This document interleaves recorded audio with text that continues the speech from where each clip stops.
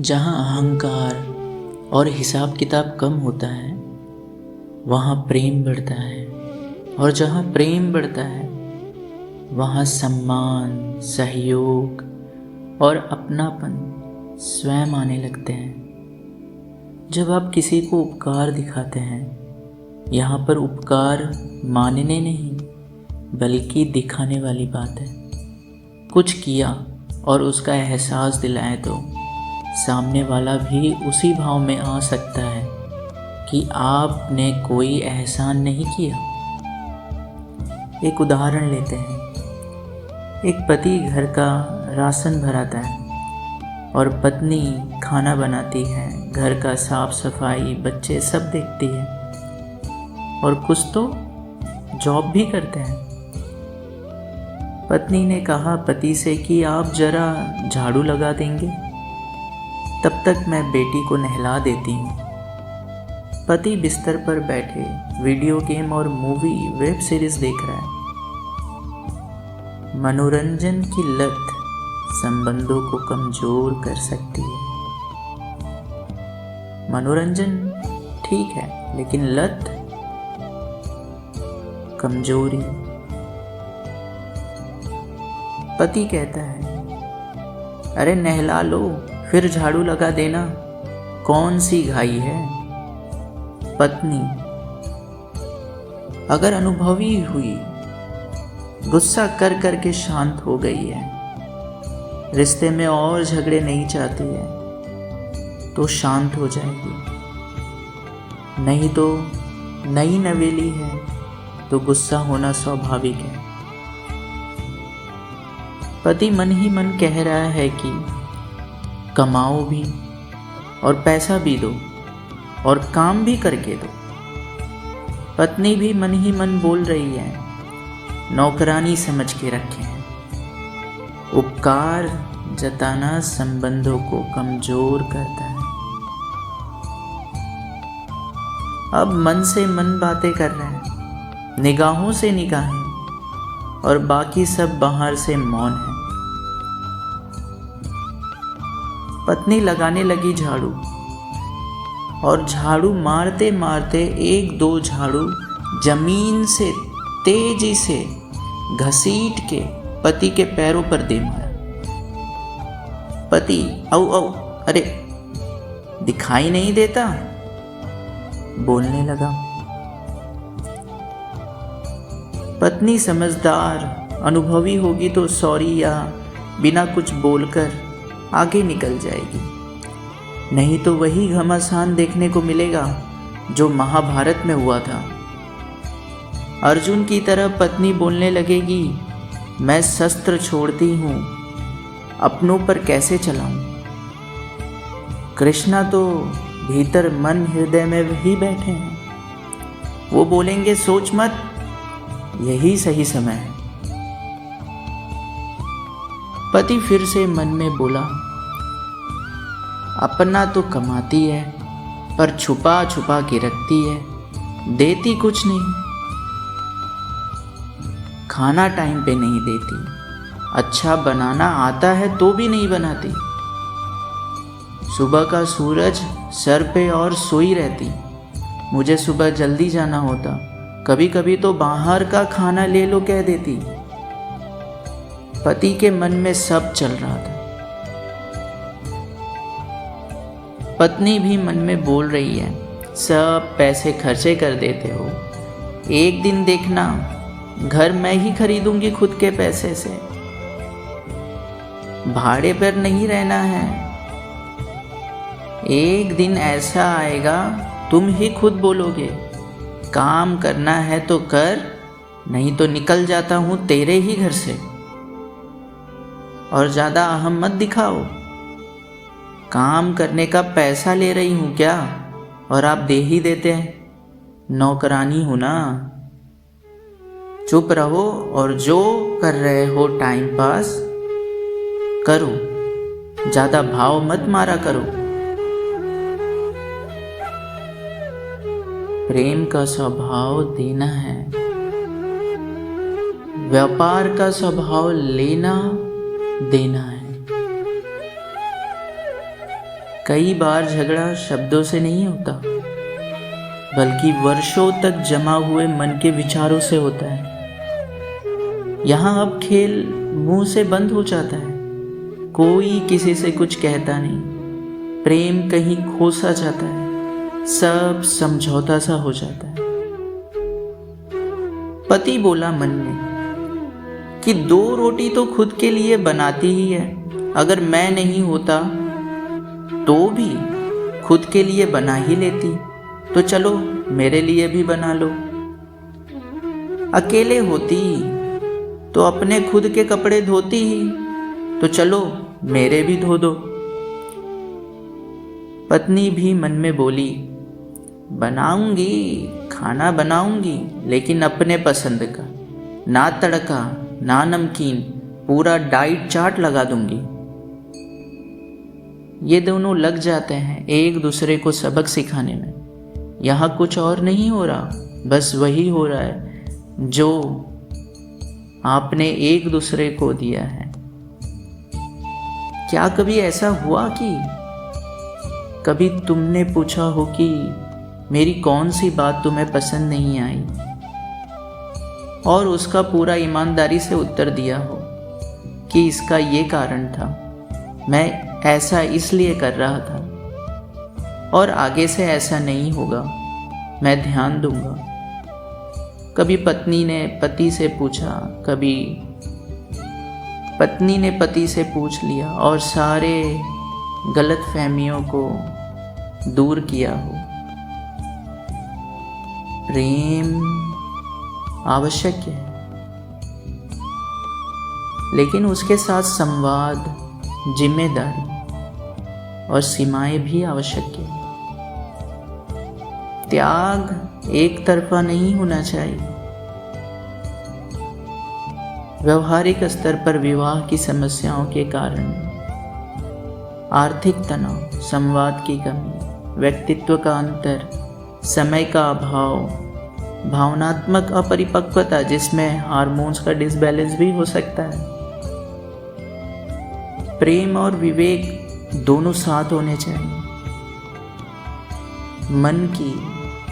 मन की अनकही बातें सबसे बड़ा संघर्ष बनती हैं।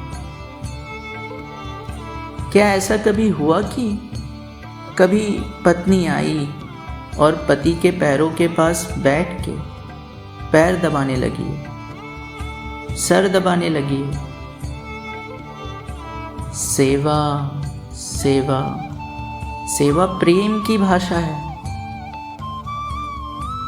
कभी पति गया हो और पत्नी के सर पे हाथ फेरने लगे, थोड़ा दबा भी दे। कभी पैर दबा दे कि तुमने आज बहुत खड़ा रहकर काम किया है। अच्छी महिला होगी तो मना कर देगी, पर और भी अच्छी होगी तो बोलेगी वहाँ हाँ पिंडली काफ के यहाँ, उसके पास यहाँ काफ़ी दर्द है, थोड़ा हल्के हाथों से दबा दीजिए। और भी अच्छी होगी तो बोलेगी वहाँ पिडांतक तेल भी रखा है, वो भी लगा दे। और सर्वोत्तम होंगी तो बोलेंगी कल से आप ही ये खड़े रहने वाले काम कीजिएगा, बहुत दर्द होते हैं। क्या कभी ऐसा हुआ कि कभी पति चले जाए रसोई में और घर के काम में हाथ बटा दे? देखो पत्नी का चेहरा उस दिन ज्यादा खिला रहता है। जब पति टॉयलेट और बाथरूम, घर का सारा साफ सफाई करके उसके सामने खड़ा हो जाता है। ये समय वो समय है जब सच में एक पति परमेश्वर सा लगने लगता है।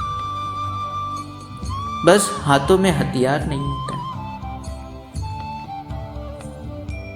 पत्नी चले गई अपने घर मायके। पत्नी ने पूछा नहीं पति का दर्द कि रोज साथ में सोते थे, आज कोई नहीं है, किसके साथ सोए?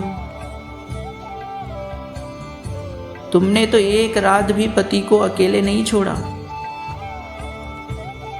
फिर पति ढूंढने लगा उनका नंबर, जिन्हें पत्नी के मोह से छोड़ दिया था। पति चला गया हरिद्वार, वृंदावन, बनारस इत्यादि जगह। उसने भी नहीं पूछा पत्नी से कि मेरे बिना तुम्हारा क्या हाल है। दोस्तों के साथ निकल गया, कभी तो अकेले निकल गया। पत्नी से ज्यादा संग तो अब अकेले नहीं तो दोस्तों के साथ हो गया है। भाई दुखड़े सुनाई भी तो किसको, जिसके पास जाए अपनी स्थिति उसे ज्यादा अच्छी लगे, कभी कभी तो दूसरों की ज्यादा अच्छी लगने लगे। सबसे बड़ी बात की उपकार मत जताओ, अहम हटाओ, निस्वार्थ प्यार को बीच में लाओ। जहाँ प्रेम है वहाँ मान सम्मान सब अपने आप आ जाता है, समझ में बदलाव हो जाता है। हम जो जकड़ के रखे हैं ये मनोरंजन के साधन, गेम, वेब सीरीज, फिल्म, उससे थोड़ा बाहर आ जाओ। इनका प्रोडक्ट बनने से अच्छा है और इनके कमाई का साधन बनने से अच्छा है। अपने मनोरंजन के बाद और साथ दोनों में दुख पाने से अच्छा है कि आप खेल को मनोरंजन बना लो। पति पत्नी आपस में ही इंडोर खेल खेल लें, हो सके तो आउटडोर भी, बच्चों को भी ले लें।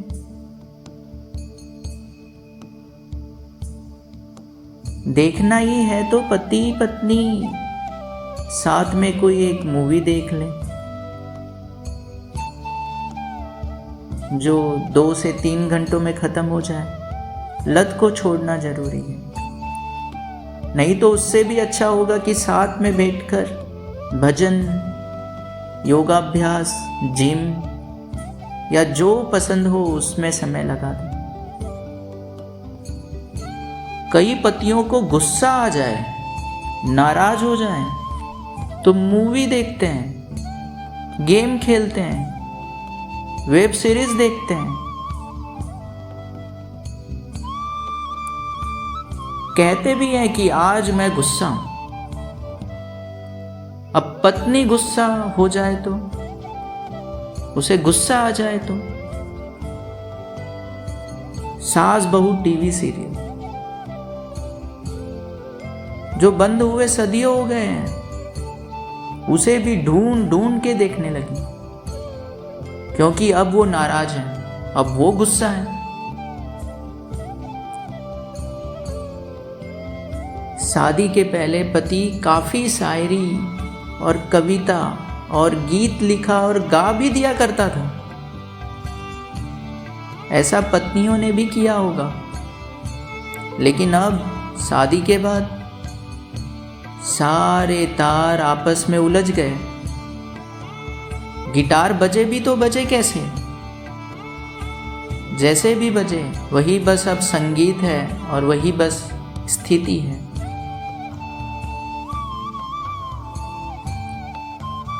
शादी से पहले ऊर्जा हमारी सबकी ऊपर बढ़ रही थी, वासना अपने अंतिम रूप में थी, मोह अंतिम रूप में था। ये मोह कुछ और नहीं, किसी पे मोहित होना ही है। ये वो समय था जब ऊर्जा को और ऊंचाइयों तक लेकर जाना था। उस कविता, उस गान, उस प्रेम की लिखावट को और बढ़ाना था। लेकिन दोनों ने मिलकर किया क्या? कई रास्ते अपनाए मिलन के और उसे पानी की तरह बहा दिया। यही वो कारण है कि आज ना वो कवि है, ना वो लेखक है, ना वो गायक या गायिका है, ना वो किसी अच्छे पद प्रतिष्ठा पर है। बस वो है, और उस पे भी उससे संदेह है कि मैं हूं तो ऐसी दशा में क्यों हूं? जितने लव मैरिज हैं या पढ़े लिखों का मैरिज है, हर दृष्टि से बराबरी का मैरिज है, वो लोग इन सारे समस्याओं से ज़्यादा परेशान हैं।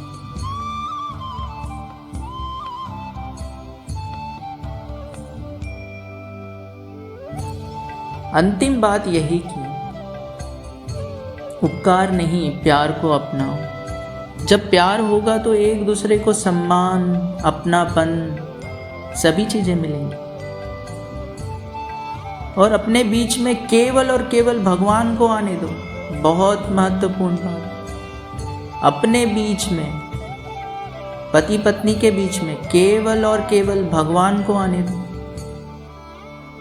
वो चेतन स्वरूप दोनों में एक ही है। जब दोनों चेतना के स्तर पर होंगे तो आपस का प्रेम एक दूसरे में भगवान को दिखाने लगेगा।